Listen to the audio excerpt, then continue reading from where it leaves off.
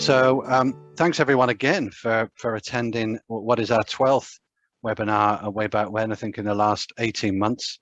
It's been a very busy 18 months, I'm sure, for you as well as us. So as always, really appreciate your time taken out from work to attend these what are CPD qualified webinars. And over the next sort of hour, there's quite a lot to cover. So what I would say for those who are new to our webinars, do take advantage of the chat facility, which is either at the bottom or the top, depending upon how you've got yourselves set up. And online today, we've got Adam from the OT service and also Robin and Kirsty from Closomat as well to answer those questions. So don't wait until the end of the presentations to join that chat. Do go on there and ask as many questions as you like. And the guys are very quick typers, so all being well, they will answer as much as they can. What I would also say at the end of the webinar, we will also open out a Q&A as well with everybody, including Lucy. We'll be back online then to answer any questions that we couldn't either cover at the time or any new ones you've got. So do, if you can, stay on to the end and we'll answer those questions as we either go through or at the end. So in time-honored fashion, I've got a couple of polls for those that have been here before, and I'll crack on with these straight away. Right, so let me see why that one isn't working. Okay, so poll one. Share it. Okay. Right, now, hopefully you can see that. So on there we have, if there's any delay in adaptions being completed, what is the main reason for this? Hopefully people can see that. So first off is the DFG allocation slow at the moment. Not enough staff to do assessments. Can people see that? I've got a few questions if people can't see the screen. I don't know whether that's, let me just see. Let's try that again. Hopefully people can see it now. Yeah, it's on now. Brilliant. Okay, that's great. Okay, so I'll run through it quickly again. So the first question is, if there's any delays to adaptions being completed, what is the main reason for this? Is it the DFG allocation slow at the moment? Not enough staff to do assessments? Budget constraints? Contractors not there to do the work in terms of timescales? They're doing other stuff. Delays in getting materials to site? No delays at all in adaptions, or certainly no worse than normal. And anything else? And the other, do type that into the chat, and it's really useful for us that we can see if there are any others that we haven't covered. So great, thank you. I think quite a mixed bag between three. We've got the DFG allocation is slow. We've got not enough staff to do assessments, and contractors not being able to do the work. It's really interesting, actually, and when you could put it into the chat, is that DFG allocations always slow, or is it slower now than the normal based on the amount of work that's there? It would just be really interesting on the chat if people could put that in. That would be great for those that answered. Slower than normal, I can see on there. Okay. Great, we're up to, we've only got 30% at the moment, so I'll just hang on because I know for some people there was a delay in being able to see it.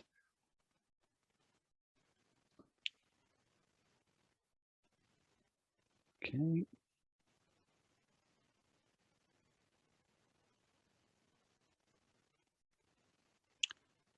Okay.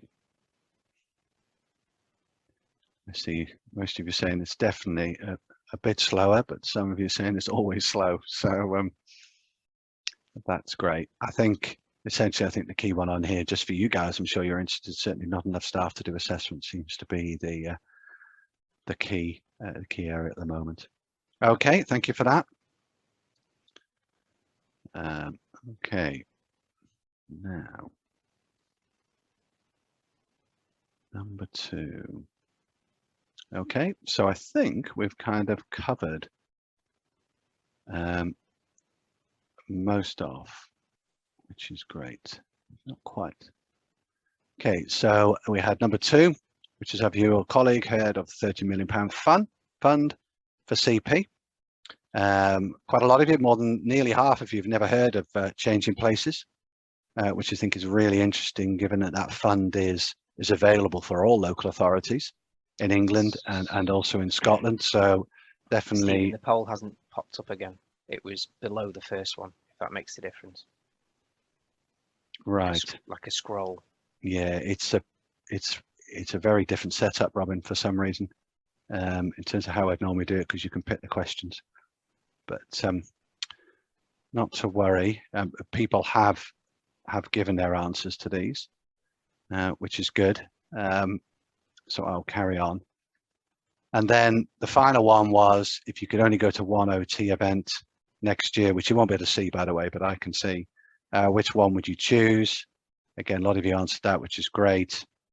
And what we've got on there, predominantly most of you go to the OT show, more than half of you. A third of you to the OTACs, which is great. And very few of you actually, sort of 1 in 10 of you at NADEX. So again, that's really, really useful for us when we're planning our where we need to be throughout this year, and obviously for the years going forward, touch wood, that we can all get to them. Okay, that's great. Well, thank you for that.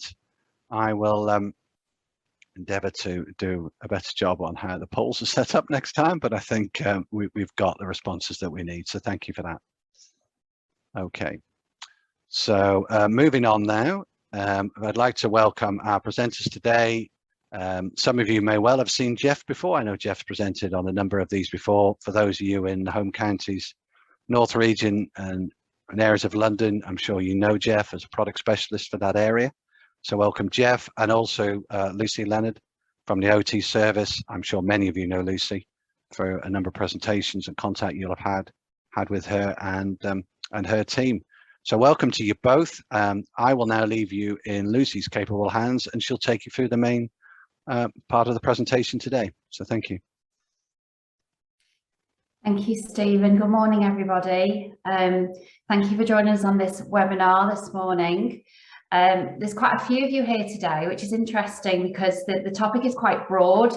So I'm going to try and capture as much as I can for everybody, and hopefully you'll leave feeling like you've got some skills and knowledge in this area. So as Stephen said, my name is Lucy Leonard. I'm an associate with the OT service.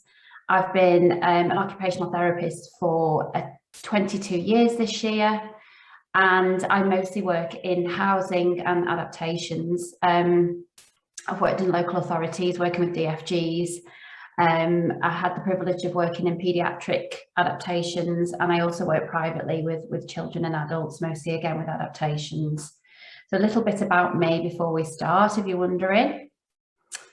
So hopefully you had the learning outcomes sent to you, but basically I'll just quickly go through them. So hopefully I'll give you an overview of what constitutes a safe transfer. We're going to review how occupational therapy can guide, support and facilitate transfers and reduce risks. To confidently evaluate a range of toileting equipment that can assist with transfers, and I'm going to touch on clinical reasoning and recommendations. And we're going to just look at a couple of case studies to assist with your practice. I think it's important to say that there's hundreds of you on this webinar today, and it's really difficult to capture all of the people that you work with. So it's quite a broad overview. And when you start researching and looking into topics when you're presenting or delivering a webinar or a presentation, you realize how big a topic is. So I'm hoping I'm going to equip you with some critical thinking, so when you go away you can go and assess your patients and make appropriate recommendations to facilitate safe and independent toilet transfers.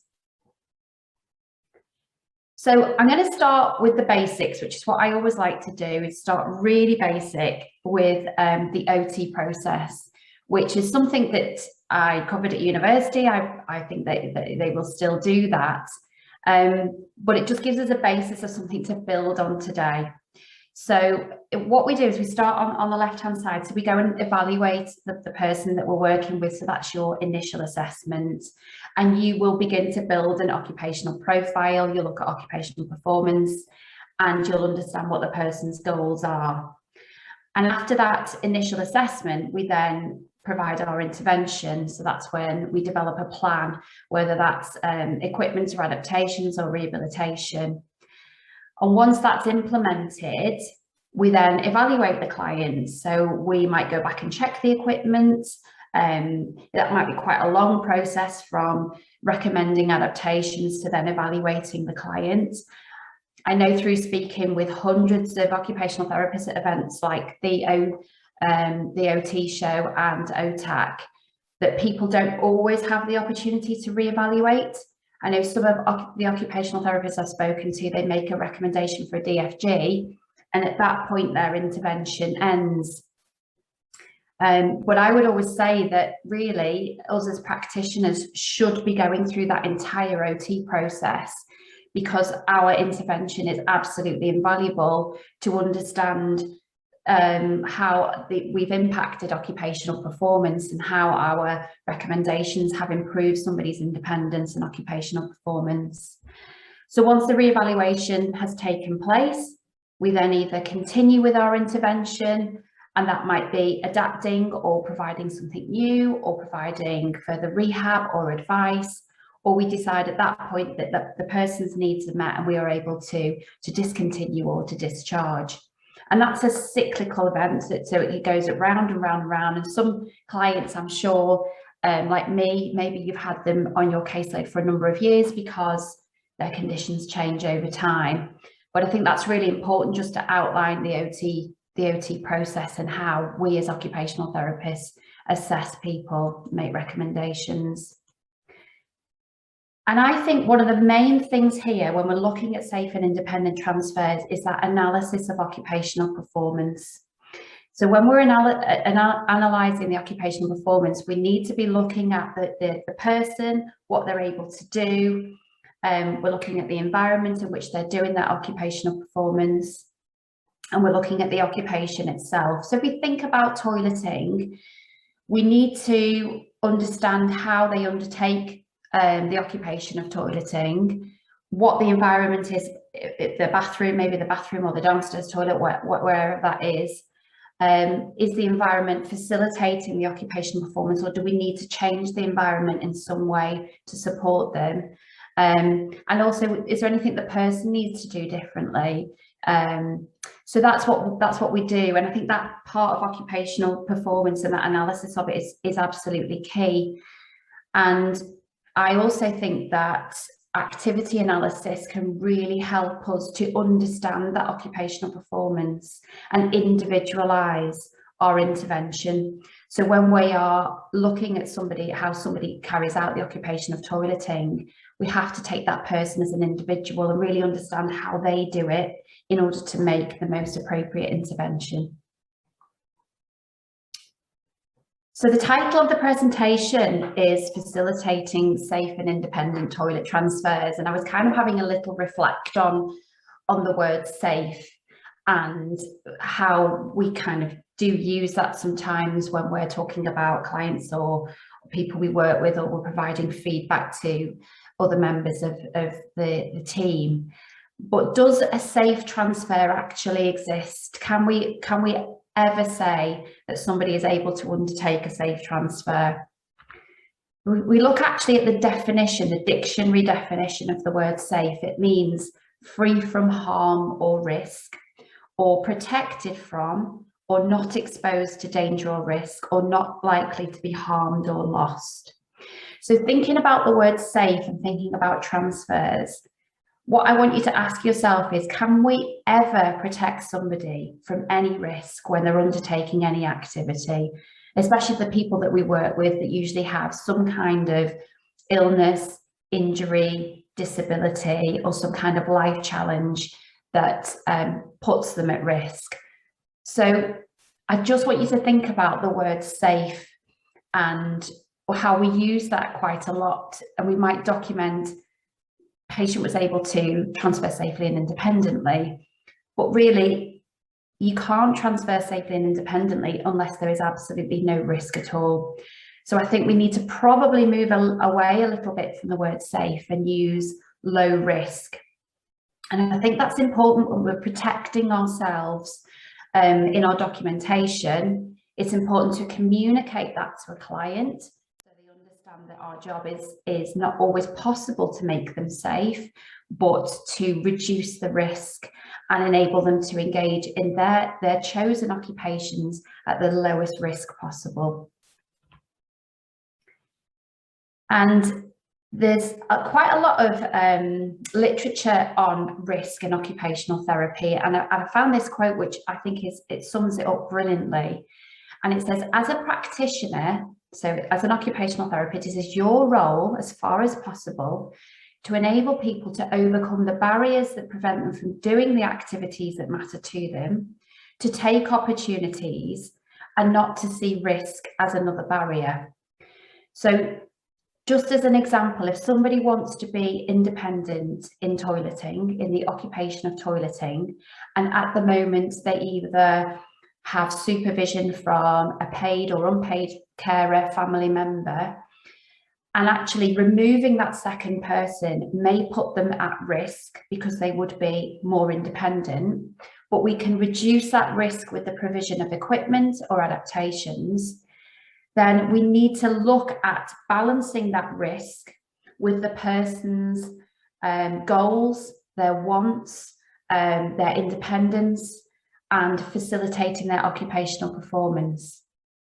So I think as occupational therapists, we have that unique ability to assess a situation, look at the risk, and actually facilitate somebody despite there being a risk. And I've worked in multidisciplinary teams. I've actually managed a team of district nurses, and it's really interesting to look at the difference to the approach of risk by the different clinical backgrounds. And I know as occupational therapists, we take risks because by taking risks, we can facilitate occupational performance. If you're interested in risk and looking at risk, the Royal College of Occupational Therapists have actually produced some literature which you can find on their website. It's called Embracing Risk, Enabling Choice. And I would guide you to go and have a little look at that because it's really interesting and I found it quite empowering. We talk about the unique contribution of occupational therapy, and I really feel that's an area that we can sort of stand proud and say we do enable people to take risks, but to reap the rewards from that. So thinking about risk and thinking about assessments, there's a little cycle that you can have a look at which will enable you to look at a risk and address that risk. And this is I found this quite useful. So what we need to do first of all is when we're doing the assessment and we're asking somebody or working with them to find out where their occupational performance is being affected, we need to value the activity that they're undertaking. So thinking about toileting and bathroom activities, we need to place some value on that. And once we value that activity as a therapist or with the person that we're working with, we then will be motivated to make the changes to facilitate and improve occupational performance. And because the people we work with usually have some kind of impairment or challenge in life, that may present us with some risk factors. So we need to sit and identify those with somebody. And that might be reaching out at the base of support. It might be adjusting their clothing after using the toilet. It might be reaching and pressing the flush. It might be standing tolerance. It might be their sit to stand transfers. It might be postural hypertension. So there's so many risk factors, and there isn't time today to go through them all. But it's important to sit with the person and talk about risk. And then once we've assessed and identified the risks, that's where we develop the enablement plan. And I really like that word enablement, because even if you are taking a compensatory approach and you're not trying to change the person, you're not trying to rehabilitate them, and you're compensating for the things that they can't do, for example, if they're not able to wipe after using the toilet, you can enable them to facilitate their occupational performance. So I really like that word enablement, and I think we should use that a little bit more, even if we're providing equipment, because we are enabling. And sometimes that, I think that term has been taken by rehab and intervention that's very rehab focused and used a lot, but we are absolutely enabling people by providing toileting equipment and adaptations to facilitate people's independence. And then, you know, obviously we need to record that and share the plan with the client, with maybe their family members if appropriate, with carers. And then if possible, and I know it's not always possible, but review that client as regularly as we can, whether that's face-to-face or by telephone.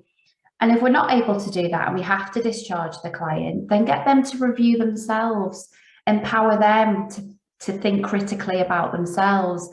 And if we provided some toileting equipment, get them to think about how they can identify their own risks, and if their own risks have increased, and what to do about that if they start to feel unsafe. So I thought that cycle was really helpful when thinking about safe and independent transfers and risk. So safe and independent for me, and I've talked a lot about occupational performance, and I don't make any apologies for that. I think safe and independent means optimal occupational performance. And occupational performance is the ability to choose, organise and satisfactorily perform meaningful occupations that are culturally defined and age appropriate for looking after oneself, enjoying life and contributing to the social and economic fabric of community. And I just think that is a fantastic quote and definition. I absolutely love that. I think that sums up what we do as occupational therapists. I think that sums up our unique contribution to facilitating somebody to have a better life, to be safe and to be independent. So I think what we need to take out of there is age appropriate, for example. So if we think about toileting and how we get to a certain age in life where we are assisted with toileting as children, and then we get to a certain age where things become less dependent on carers for that activity. And so as we get older, or as if something happens to us where we develop an illness or a disability or an injury, you need to critically look at what somebody is doing and ask yourself, is this an age appropriate activity, or is this age appropriate for a person to be receiving physical assistance when either transferring on and off the toilet, wiping after using the toilet, and the cultural aspect of that as well. So is it culturally appropriate for a husband to be assisting a wife, or for a son to be assisting a mother in bathroom occupations?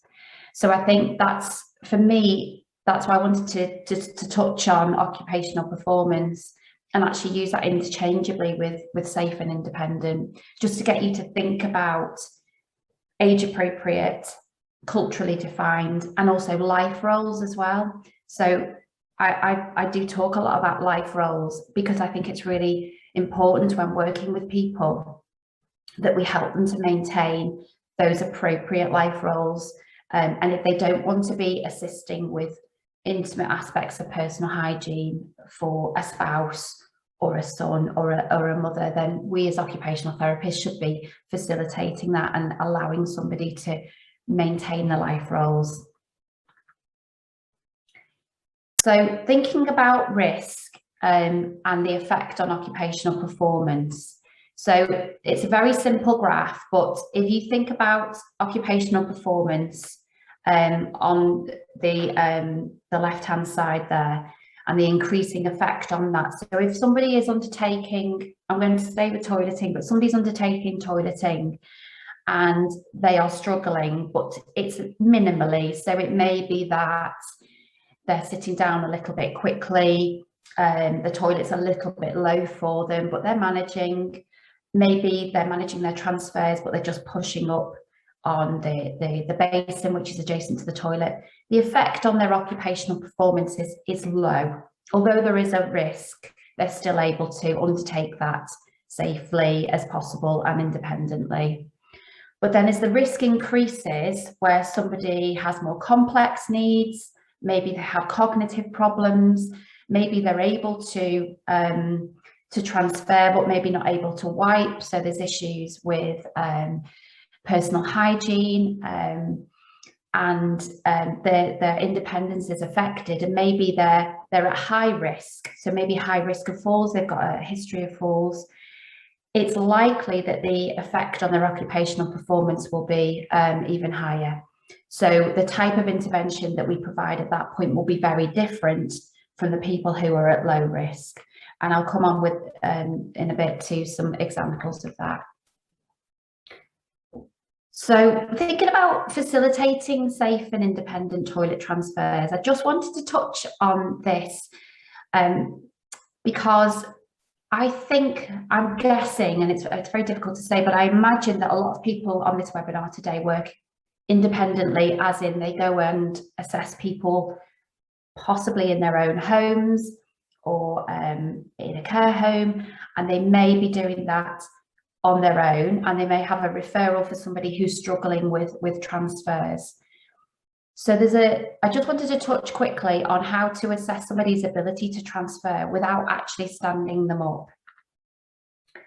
Because I think sometimes we put ourselves at risk, don't we? If somebody's been referred because they're struggling with transfers, we then get them to stand up to assess that. So I just wanted to go through this just to give you an idea of how to assess somebody's ability to stand without actually putting you and them at unnecessary risk. So while somebody's sitting in a chair, you can ask them to lift their legs in front of them and straighten their legs one at a time whilst they're sitting down. And then once their leg is extended in front of them, can they point their foot forward with their leg extended? So can they flex at the ankle and extend at the ankle? And then have a look at their upper limb movement and their grip by getting them to hold each side of the chair before they stand, and just to give the chair a bit of a squeeze, and that way you can have a look at their range of movement at the upper limb and upper limb strength and grip. And then get them to hold each side of the chair and just begin to push forward as if they were going to stand from the chair, and just start to partially weight bear on both feet if that's possible. So in that way, you're getting them to go through the motion of standing and what's required before actually getting them to stand up. And I've actually used that when I've been out doing an initial assessment with somebody, and after having chatted to them, felt a little bit unsure as to how safe it was going to be before they stood up.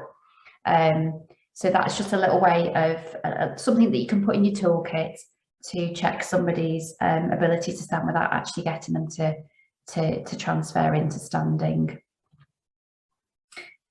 So when we're looking at sit to stand transfers, there are other things that we need to consider. And going through that last slide, you can also be looking at these issues whilst you're assessing somebody's ability to stand. So what we need to look at is, does the person have a natural pattern of movement when they are transferring from sit to stand? Do they naturally lean forwards or backwards? And I think once you've assessed somebody's ability to stand from a chair, you can get them, as occupational therapists, that's what we do. We go and do a functional assessment, don't we, in the bathroom, and you might get them to sit on the toilet if they're comfortable with that and if that's appropriate. And these little things you can be looking at in the sit to stand to enable you to assess what they're doing to provide the most appropriate intervention. So you need to be looking at whether they lean forwards or are they leaning backwards. What's their standing tolerance like? And sometimes I will assess this not necessarily just asking them to stand, but we naturally do that, don't we? We might stand and chat with them for a little bit in the bathroom about something, and all the time you can be assessing things like standing tolerance. We need to understand how somebody manages when they're leaning out of their base of support. because when you are undertaking the occupation of toileting, you have to lean out of your base of support to get the toilet paper. Maybe when you're wiping, you have to lean to one side. Maybe the person has to stand to adjust their clothing, to lift their trousers up. So we need to have a look at how somebody leans out of their base of support and whether that puts them at risk. And I think just as a summary there, we need to, that's where activity analysis comes in. We need to understand how somebody undertakes toileting. I always use the example of boiling an egg. I remember doing this at university and everybody was asked how they boil an egg, and everybody does it so differently that we can't presume that everybody does an activity in the same way. Some people will get the egg and put water in and boil it from cold water. Some people will boil a kettle and pour it in, and some people boil the water and then put the egg in last. So the same with toileting. Do not presume that all men stand up to pass water, to urinate. A lot of the people that we work with might have poor standing tolerance. Don't presume that somebody stands at the sink to get a wash. I've worked with people who finish toileting and because of their poor standing tolerance will wash their hands in the sink next to them. So that's where the activity analysis comes in, and that's where we need to really do a thorough assessment to understand how somebody undertakes toileting. So once we've gone through our assessment and we've assessed somebody's ability to sit, to stand, to undertake the occupation of toileting, we then use clinical reasoning to inform our intervention. And clinical reasoning in occupational therapy requires a consideration of clients' current and future occupational functioning and how they engage and relate to others and the environment. So that's clinical reasoning, and that's in summary, that's what we do all the time. And again, we talk about clinical reasoning, but I think it was interesting there how that particular definition relates to future occupational functioning. So that's something that we need to bear in mind, that somebody can manage this at the moment, but how they're going to manage in the future. So just going back to the graph about risk and the effect on occupational performance. So if somebody's sit to stand transfers are putting them at low risk, maybe the toilet is at an appropriate height for them, but they have they're holding on to the sink to transfer, we might at that point just provide some very simple equipment. I mean, that's just an example of maybe a grab rail, a drop down rail, or something of that nature, which is quite straightforward and simple. But as their risk to their occupational performance becomes a little bit more challenged, so maybe they have difficulty in holding toilet paper, in reaching, maybe they can transfer absolutely fine, but the risk to their occupational performance is around independence in personal hygiene, then we might recommend a wash-dry toilet to meet that person's needs. And then we might work with people who are high risk because they're not able to weight bear. Maybe they have a spinal injury and they're having to look at a new way of transferring onto a toilet. So that might put them at high risk, but it doesn't necessarily need a complex piece of equipment to meet that need. It might be something as simple as a transfer board. And then if you think that people that are at real high risk to their occupational performance being affected by their illness or their injury or their condition, we might need to use multiple and more complex ways in which to meet that person's needs and to lower risk, facilitate occupational performance and allow them to engage in age-appropriate, culturally appropriate occupations. I did want to touch on falls around the toilet, because I just think it's really important when we're talking about transfers is the risk of people having a fall. And there was some research done by Stevens. They did some in 2011, I think 2017. I've got all the references are on. But 80% of bathroom injuries are caused by falls, they found from their research.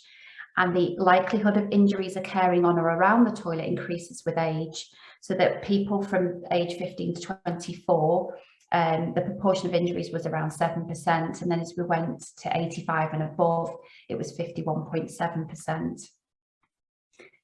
and there's more injuries were associated with toilet transfers, and the likelihood increased with age. And falls in the bathroom were more than twice as likely to result in an injury compared with falls in the living room. And just in summary, I'm just keeping my eye on the time.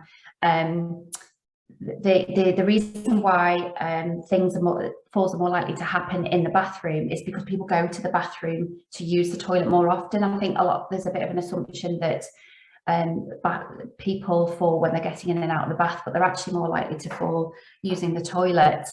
And the reason why injuries are more likely to occur in a bathroom than in a living room is just because of the soft furnishings that you might find in a living room, where there's a lot more things that are going to cause a more severe injury in the bathroom. So just touching on a case study to illustrate some of the things that I've spoken about. I've just chosen a chap who's at low risk, and the effect on his occupational performance is therefore low. A male in his 80s, he lives alone, is osteoarthritis bilaterally in his knees, rheumatoid arthritis in his hands, he has poor standing tolerance. He's purchased a riser recliner chair. We often find this, don't we? And he's struggling with sit to stand transfers, and he's had a recent fall. So on the initial assessment, what it's important to do is to establish how he's undertaking toileting at the moment. And if you find out that actually he's sitting down to urinate, and he's just struggling with transfers, then very simple bits of equipment, as I illustrated on the graph earlier, might be the best way to meet his needs. But actually thinking about the future, he's got a riser recliner chair. So that may mean that his ability to sit to stand in the future may be affected. Think about falls, think about future proofing. He's got arthritis in his hands. How's he going to manage to wipe in the future? So I think it's really important when we're doing our clinical reasoning is what future needs might he have, and is it worth trying to address those at this point to prevent any deterioration in his occupational performance. Then just taking somebody at the other end of the scale, a man in his early 30s, married with young children, had a head injury due to hypoxia, issues with executive functioning. So I've worked with people that have difficulty with sequencing, with planning, with carrying out activities. He has fluctuating mobility, he's ataxic, poor grip, poor coordination, and his wife is assisting with transfers and intimate hygiene. And so in that situation where somebody is at high risk and the effect on their occupational performance is also really high, we might need to think a little bit more carefully about the type of intervention that we're going to provide that person with. And what I would say is please consider life roles, what the person's goals, what about dignity, what about choice. So those things should also apply to the person that's at low risk, and the effect on their occupational performance is low as well. I found this isn't a picture of a client that I've been to see. This was found on the internet on a website that does free photographs that aren't copyrighted, and it just, I have been in situations like this where, you know, somebody's struggling with something and the, you know, various different occupational therapists and staff have gone in, support staff, and we need to think about whether equipment does always facilitate occupational performance. And I get asked a lot about compatibility and whether this fits with this, but I think what I would want you to do is to be a critical practitioner and go away and think about a piece of equipment and whether, although it may be compatible, is it still facilitating occupational performance? For example, is the wash-dry toilet still washing and drying that person effectively, even with a piece of equipment over? And I know Jeff's going to speak after me, and he can chat with you about you know, joint assessments where he can look at compatibility of products. So when we're looking at safe and independent transfers, what I want you to consider are what are your client goals, analysing the activity or the occupation of toileting, looking at risk, thinking about dignity issues and whether it's appropriate, age appropriate, culturally appropriate for somebody to be getting assistance in the bathroom. what the effective roles are on caring for somebody, and intimacy in that husband-wife relationship, and how that might be effective if somebody's having to assist with wiping after using the toilet. And actually, is any equipment facilitating use of that toilet, or are we just putting something in and not critically thinking about how it's going to impact occupational performance? I'm running very short on time, but I've taken some direct quotes from the Occupational Therapy Code of Conduct, which relates to safety, independence and risk, because I think it's really important that it's in our code of conduct to so that the first one, 3212, you enable individuals to preserve their individuality, self-respect, dignity, privacy, security, autonomy and integrity. And this is in our code of conduct, and this is what we should be doing at every single intervention. We empower people to maintain their own health and well-being and manage their own occupational needs wherever possible. That relates to that independence. So I think it's really important that we're aware that our code of conduct it's stated there that we should be looking at independence. So just to summarise your assessment that would help to facilitate safe and independent transfers, we need to think about the patient's goals, the level of risk, how the occupational performance is affected by the environment, but by the person or by the occupation that they're undertaking, how risk can be reduced by adapting the environment, and actually does the provision of equipment actually facilitate occupational performance, or are we just putting a sticking plaster on, like in that photograph that I showed you? So what I want you to take away today, hopefully, is that a safe transfer may not exist, but risks can be managed and reduced. A thorough occupational therapy assessment can guide, support and facilitate those transfers and reduce risks. Equipment and adaptations improve occupational performance, but an evaluation and an activity analysis is crucial. And always be that critical thinker and practitioner. So critically evaluate your intervention. There are a list of references which you will receive if you are interested in research. And that's the end of my presentation. I'm now going to hand you over to Jeff, who is a product specialist at Closomat.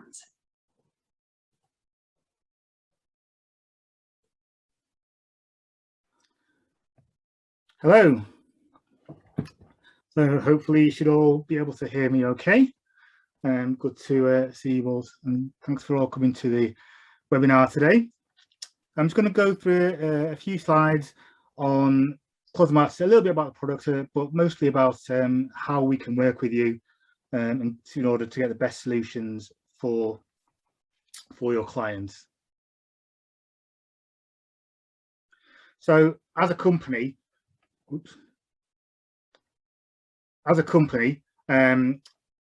we believe in dignity and independence is very important, and that's what everything in a company is aimed to promote and to enable for people to get that independence in their toileting, especially. Hopefully we can do that throughout all the way through the processes and after we finish work with you with that as well. So most people will know Closomat for the toilets that we do and provide. But one of the things that a lot of people don't know is we do a lot of other things as well. So we install a lot of changing places toilets, as Stephen alluded to in the polls at the start of the webinar. So what that enables us and gives us expertise in is other equipment as well. So we work with our partner companies to install changing benches and hoists especially, and also height from Lyco Hill-Rom. So as well as the toilets, we can also help in larger projects in terms of other equipment and moving and handling equipment that people need.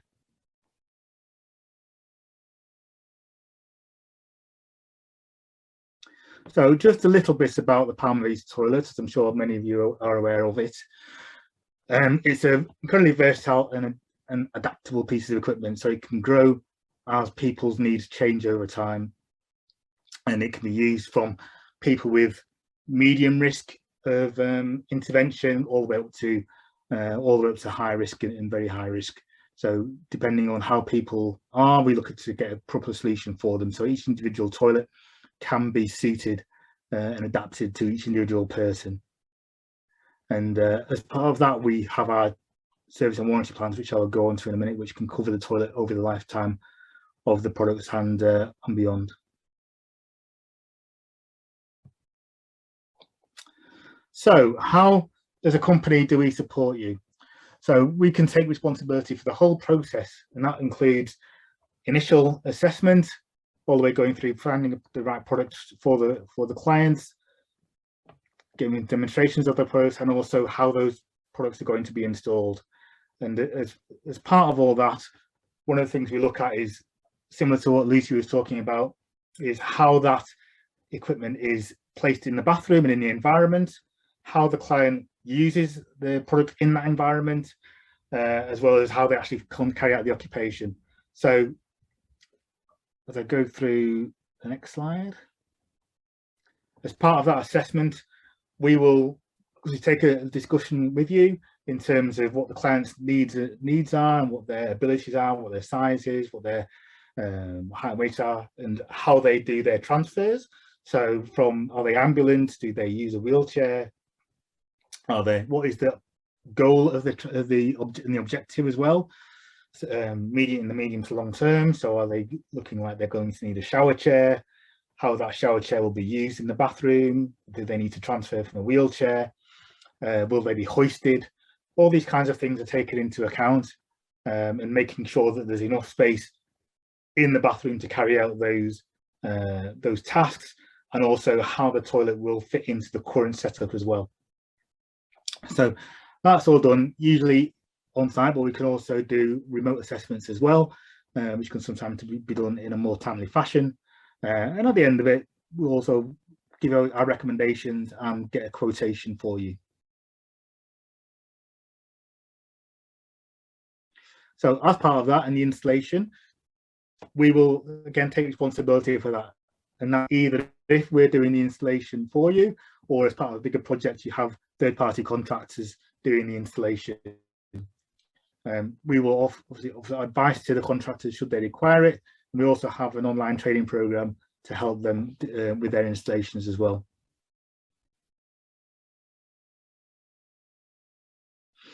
So commissioning, now people don't always understand what we mean by commissioning. Basically what it is a final check on the products once a third party has installed it. And that gives you a lot of peace of mind that an expert has looked at the products, making sure it's safe and functioning once it's been installed.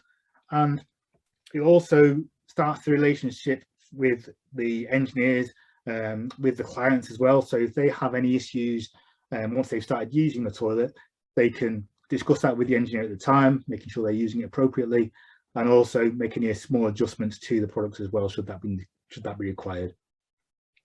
The commissioning process we've tried to make easier as well, in terms of easy access to QR codes and barcodes, and phone calls on the outside of packaging and boxing, so it's easier for the contractors to get in touch with us to arrange that commissioning visit once it's been installed. So after the installation of the product, we also carry on that relationship. We can do that via our service plan. What we like to say is the difference between a service plan and just a standard warranty. Most warranties, as you probably know, will only cover manufacturing defects. So the service plan will give you an annual service from one of our expert engineers, and that brings the product back up to scratch, replaces anything due to wear and tear on the inside of the product. And what that does is it protects that investment, and also any funding that has been given over that period of time. It also can improve the lifespan of the product, similar to how you would have a car serviced or over time, or your central heating boiler.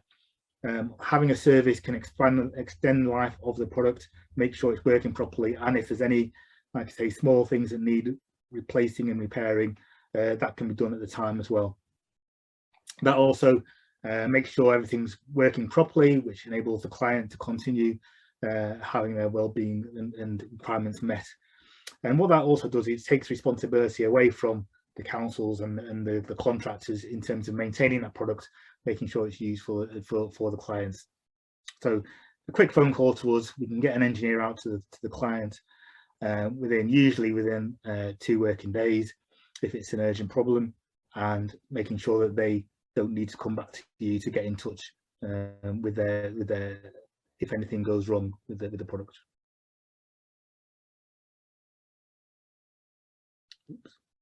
So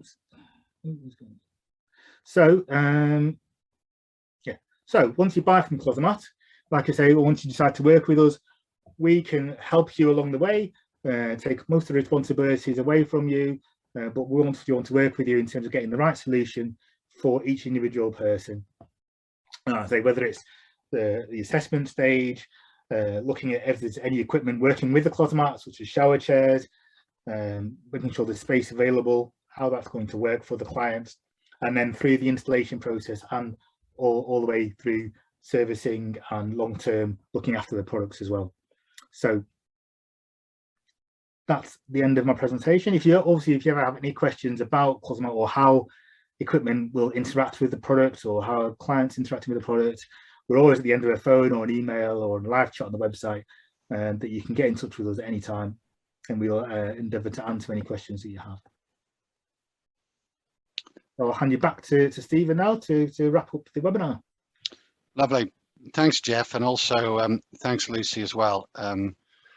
Having done a number of these now, it is incredibly difficult, as Lucy mentioned, to try and get everything into one presentation. So if there are any questions you've got, then do put them in the chat, but also do email us at info@closomat.co.uk if you've got any technical queries or any questions really that you've got.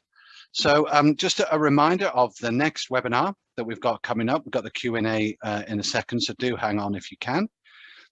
So we've got the next webinar, which is due on Thursday, the 16th of December, and 11 o'clock, same time, but also there's the rerun at 6 o'clock for those that can't make the 11 o'clock. I know it's getting close to Christmas there, but it's good for us to sort of get one more session in if we can. Always adds to that CPD learning from your perspective.